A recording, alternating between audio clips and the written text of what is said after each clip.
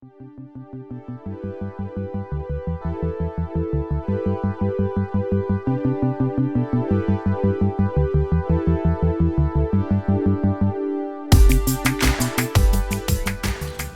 to another episode of Out of the Ordinary. My name is Anthony Marchese. I am the founder and owner of Rare Cars Only and AM Media NY, our media company that works with different dealers and collectors around the East Coast in order to highlight specific cars for sale, really interesting and unique cars and their stories, and all different sorts of things that we share on there. So be sure to check out that channel and page as well, which you can find on almost every social media as at AM_media_NY.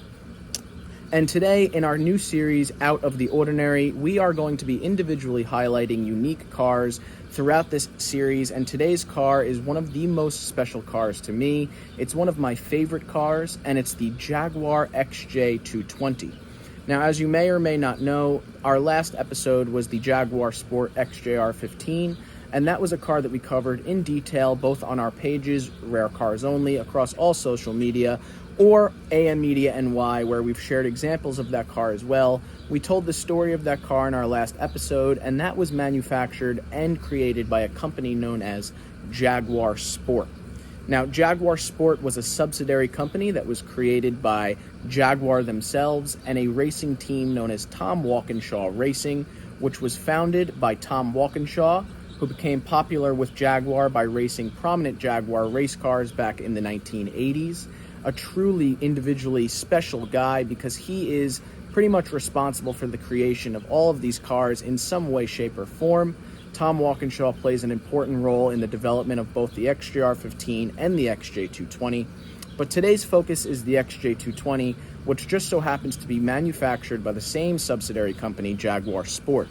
Now, Jaguar Sport, while they were developing the XJ220, a group of Jaguar designers and engineers that were working in their spare time to create something special, which would later become the XJ220, were going by the Saturday Club. And what they would do is meet together and form ideas and create this car on their own time.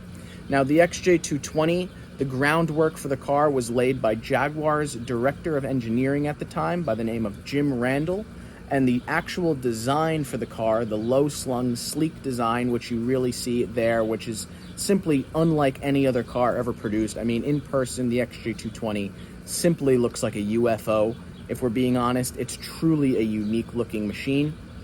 The design was done by South African designer Keith Helfit, a unique design that you kind of see replicated throughout modern cars in today's era with the low-slung, kind of long, flat-tailed design.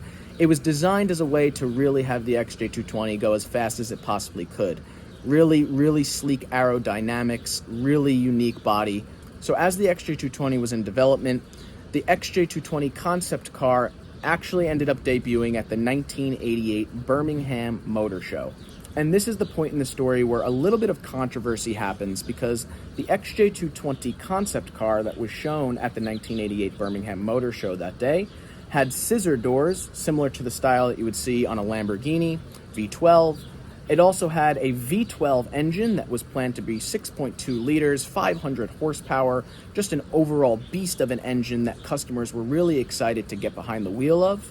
And by the time production came for the XJ220, all of these exciting features that led customers to place deposits and really kind of get interested in the car were seemingly stripped away and replaced for other not as great features. So for example, the scissor doors were replaced for traditional doors, and the 12-cylinder engine was replaced for a 3.5-liter twin-turbocharged 6-cylinder 24-valve engine that produces just around 488 horsepower.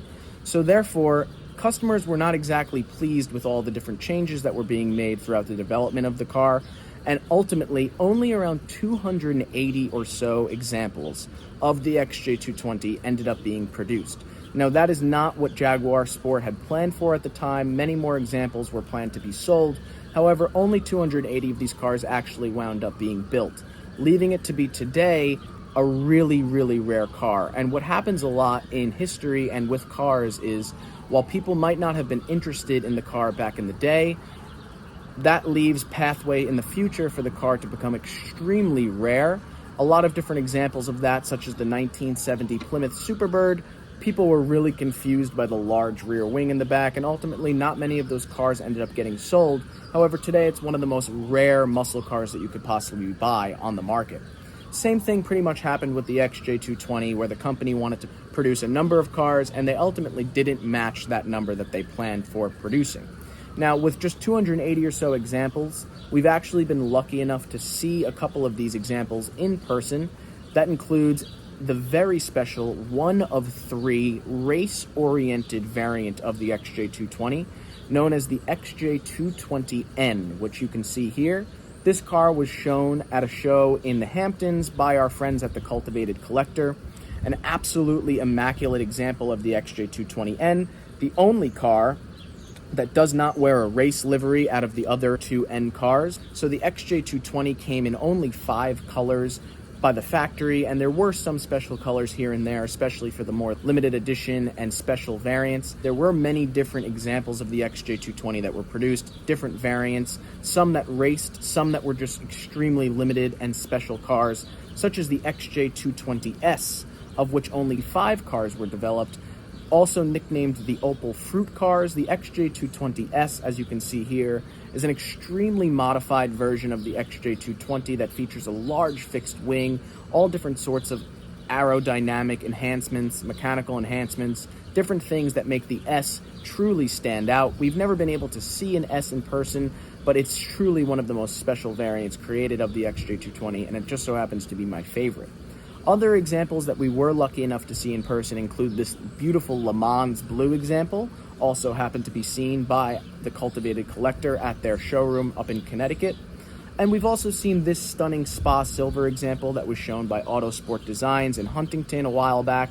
So we've definitely been exposed to a number of these cars, and we're grateful enough to have been and seen these cars in person to really truly understand what they're all about and why they're so special.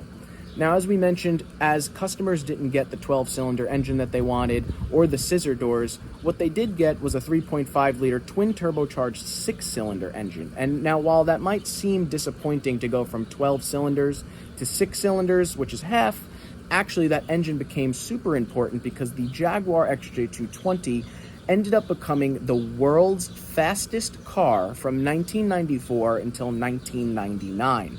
Now, if just 280 examples produced or so, plus the title of the world's fastest car aren't special enough to you, it's important to note that the car that came to break that speed record was the all-praised McLaren F1. So before the McLaren F1, the Jaguar XJ220 was holding down the title of the world's fastest car. Now, if that doesn't speak for itself, I don't know what does. The XJ220 is simply one of the most special cars ever produced for the world, in extremely low numbers, extremely low slung. It was used in racing. There's a number of different variants. If you're interested in rare and obscure cars and cars that just simply make you super intrigued about all of the different details, history, design, everything that goes into them, definitely be sure to check out our social media pages, which you can find on Instagram, Facebook, Twitter, YouTube. We're almost everywhere that you can find social media. On Instagram as Rare Cars Only, and our photography and videography page, AM Media NY, are both linked right here. You can see them on your screen. These 2 platforms are where we share photos from all around the world, exclusive stories, cars for sale, and all different sorts of cars that you may have never seen before in your entire life. So it's truly a great space to go learn about some of the most rare and unique cars that were ever produced. And we hope that this video served as a way to learn just a little bit more about the XJ220. And we invite you to subscribe and stay tuned for some more stories about the world's most interesting and obscure cars in our new series, Out of the Ordinary. Thank you guys for watching, and have a great day.